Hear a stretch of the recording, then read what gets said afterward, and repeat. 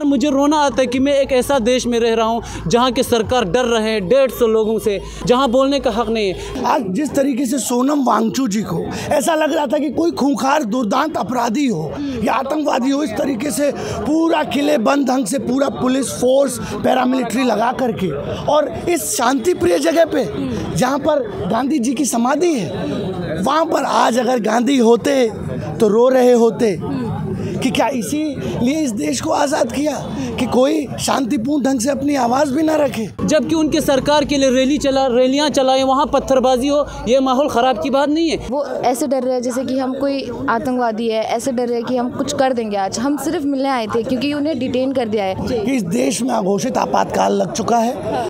वो जो यूट्यूबर्स है वो हमारे नेशनल जो मीडिया से, गोदी मीडिया से 1000 गुना बेहतर है, 1000 गुना बेटर है, क्योंकि उन्होंने कवर किया। बट हम जब तक कुछ नहीं होगा हम तब तक लड़ेंगे।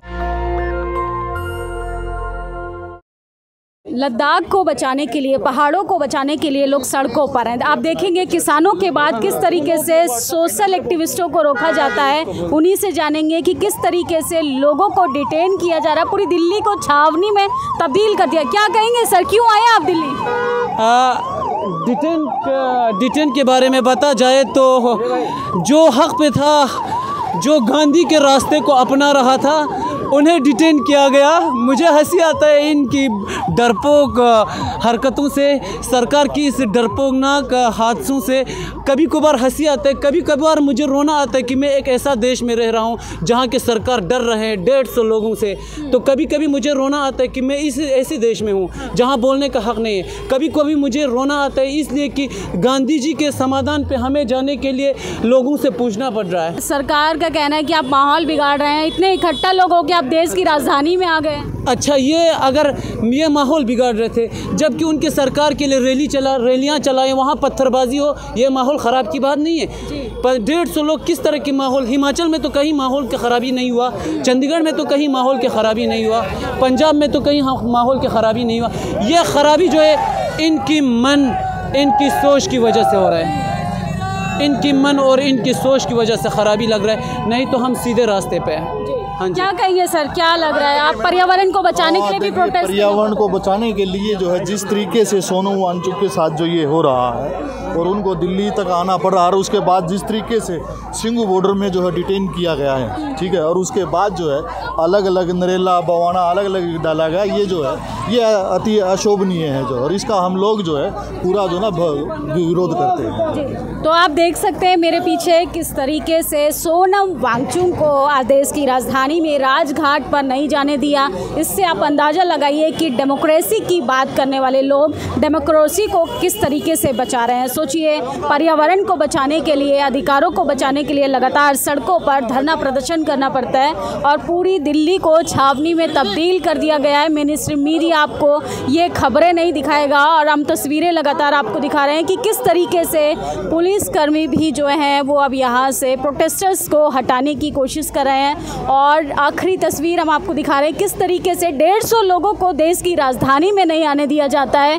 और सोचिए किस तरीके से सरकार चाहती है कि उसको तीसरी बार सत्ता में बिठाया जाए, चौथी बार सत्ता में बिठाया जाए, लेकिन देश की राजधानी में जनता का यह हाल हम आपको दिखा रहे हैं कि अधिकारों से लेके आपको पर्यावरण, फूल, पहाड़ तक बचाने के लिए संघर्ष करना पड़ता है। आपका क्या मोटिव है यहाँ पर आने का?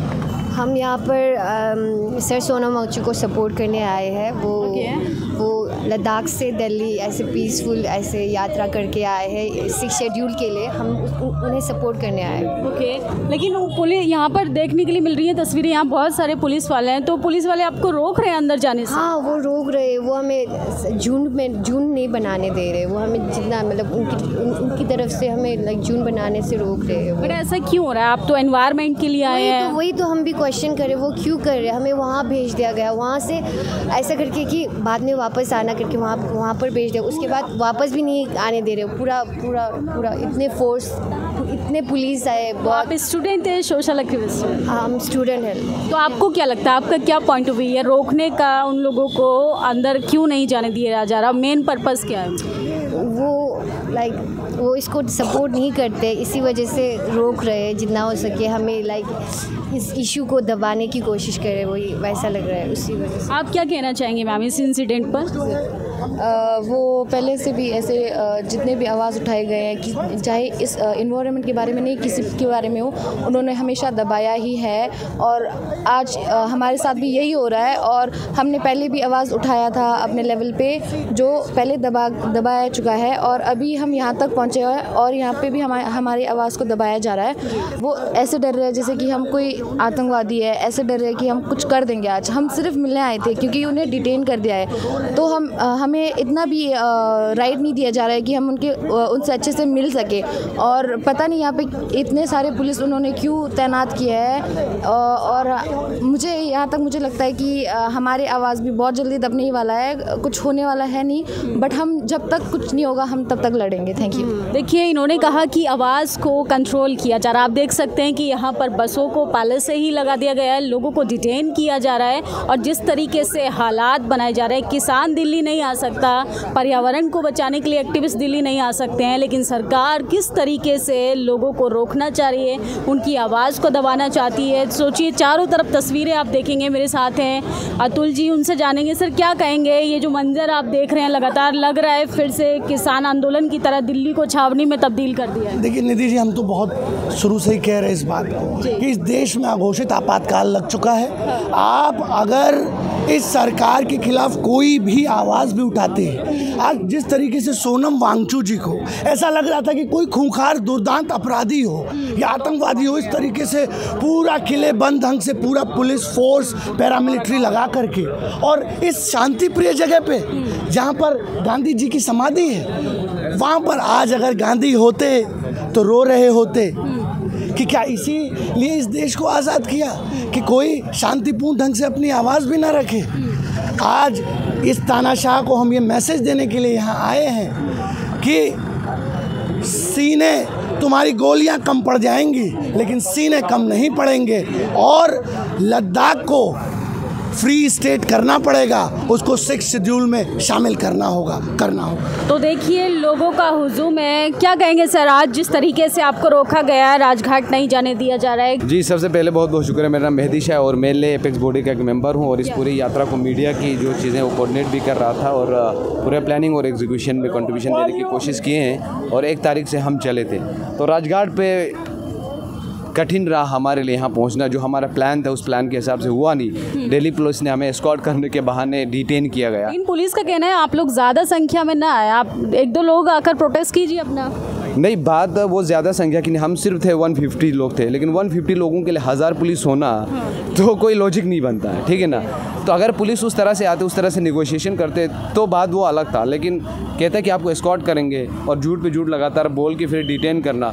डिटेंशन में भी फिर काफ़ी हद तक जब तक प्रेशर नहीं बना पुलिस पे, तब हमें राजघाट पे आने दिया। नहीं तो हमारा प्लान, हमें पद यात्रा करना था, हमारे कॉन्स्टिट्यूशनल राइट है। So we plan to do the padyatra inside Delhi as well, but the police has contained us, just dropped us in the Rajghat, which even we think it's quite okay. Media को लेके आप क्या कहेंगे, क्योंकि आपके पास तो कोई TV channel नहीं है इस प्रोटेस्ट को दिखाने के लिए, इस पद यात्रा को। मीडिया का यही कि मीडिया का जब तक उनको कंटेंट नहीं मिलता तब तक मीडिया नहीं आता।